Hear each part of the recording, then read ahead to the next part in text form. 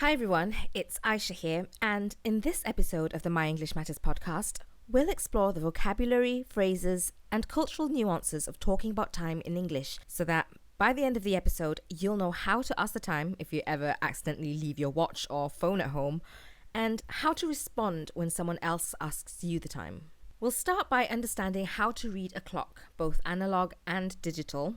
Then, we'll dive into common phrases for asking and telling the time, including polite expressions for more formal settings.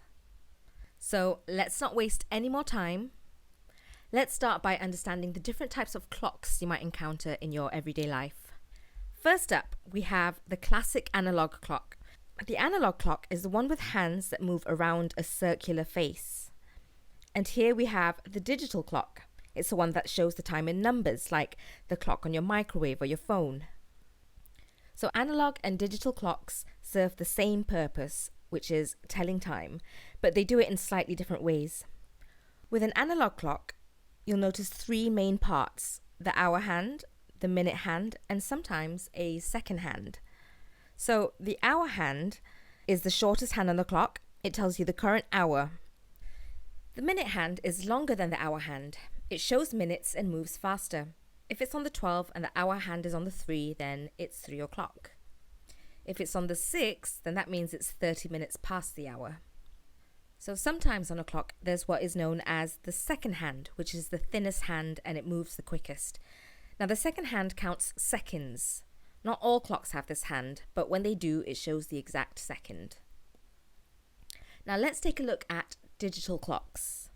Digital clocks show time using numbers, not hands like analog clocks.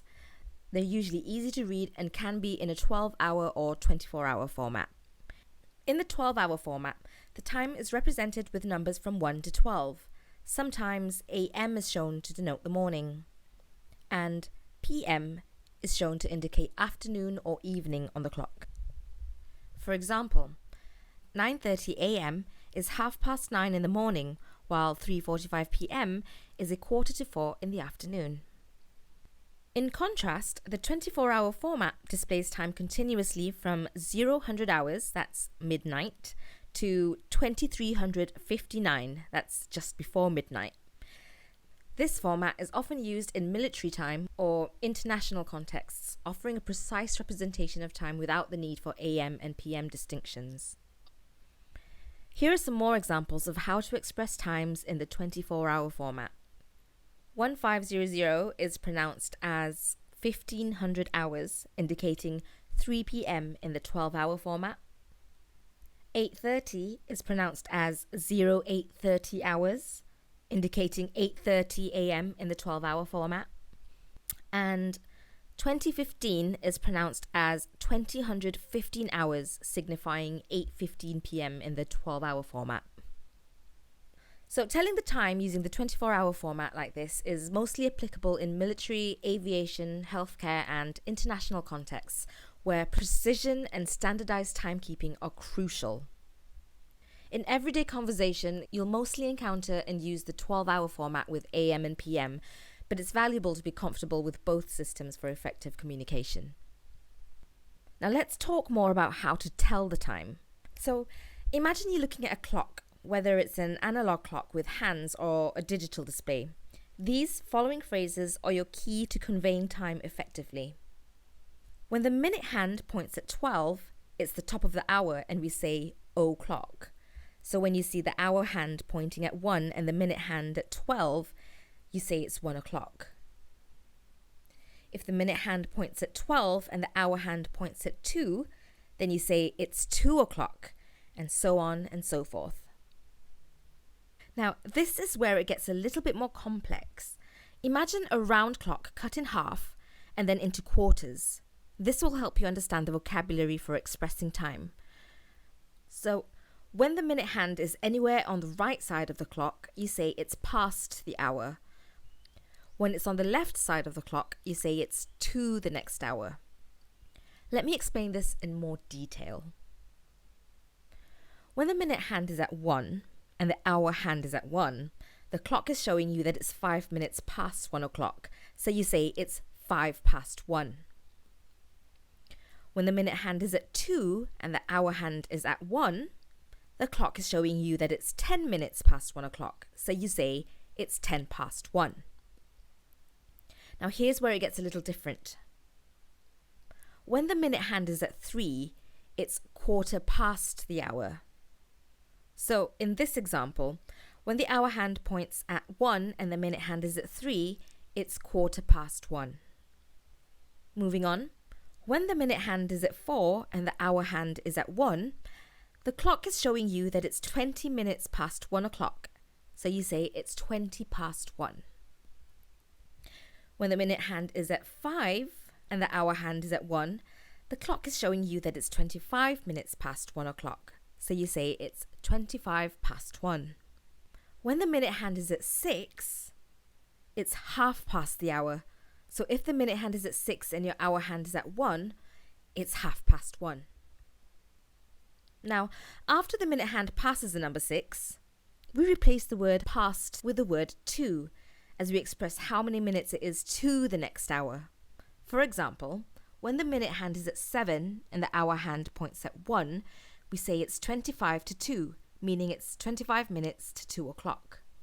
When the minute hand is at 8 and the hour hand points at 1, we say it's 20 to 2, meaning it's 20 minutes to 2 o'clock. Now, when the minute hand points to 9 and the hour hand points to 1, we say it's quarter to 2. When the minute hand is at 10 and the hour hand is at 1, we say it's 10 to 2. When the minute hand is at 11 and the hour hand is at 2, we say it's 5 to 2. Now, what happens if the clock is showing 1:27 or 1:28, for example? Then you could either say 1:27 or 1:28, or you could say around 1:30, since it's around the 30-minute mark. Now, in other countries like Malaysia, for example, many people tell the time in a more straightforward manner.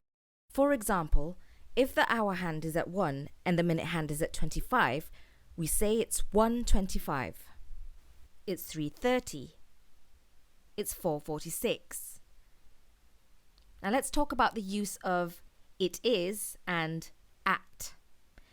If you've noticed throughout the video, I've been using the phrase it is or it's followed by the time. This is usually how you state or declare the current time.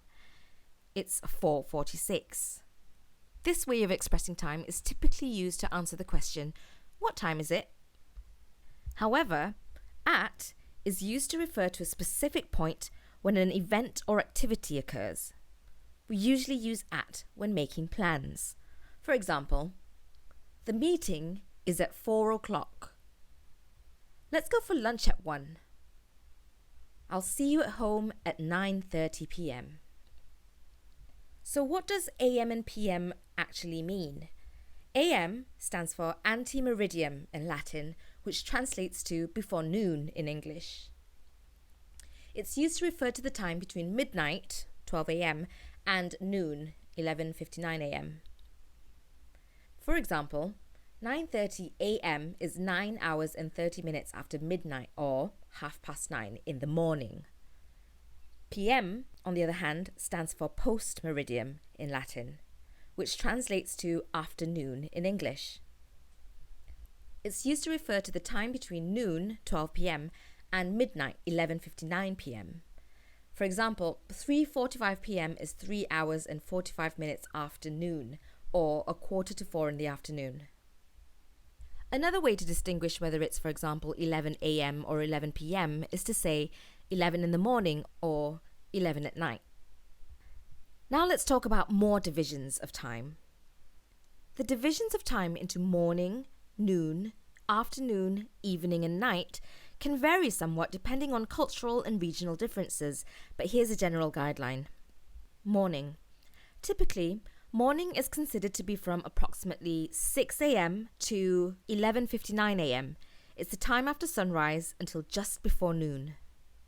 Noon.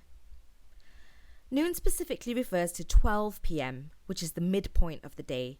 It's neither morning nor afternoon. Afternoon. Afternoon usually spans from around 1 p.m. to 5:59 p.m. It follows noon and leads into the evening. evening. Evening starts around 6 p.m. and extends until approximately 8 or 9 p.m. It's the time when the day is winding down and it gets darker. As I mentioned before, these times can vary depending on cultural and regional differences. So in countries like Malaysia, for example, evening may start at around 4 p.m. Night. Nighttime begins at around 9 p.m. or 10 p.m. and continues through the early morning hours until sunrise. It's when it's dark outside. Now, moving on to how to ask the time. When you want to know what time it is, you could say, "What time is it?"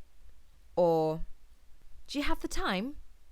However, if you're asking a stranger for the time, or if you need to know the time in a more formal context, you can say, "Excuse me, do you have the time? Could you please tell me the time?"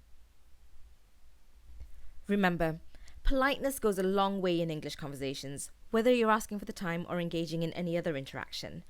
Being respectful and considerate enhances your communication skills and fosters positive connections with others.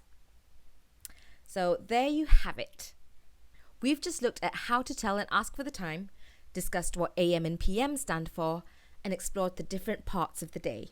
Whether you're scheduling appointments, catching a flight, or simply having a friendly conversation, knowing how to express time accurately is a valuable skill.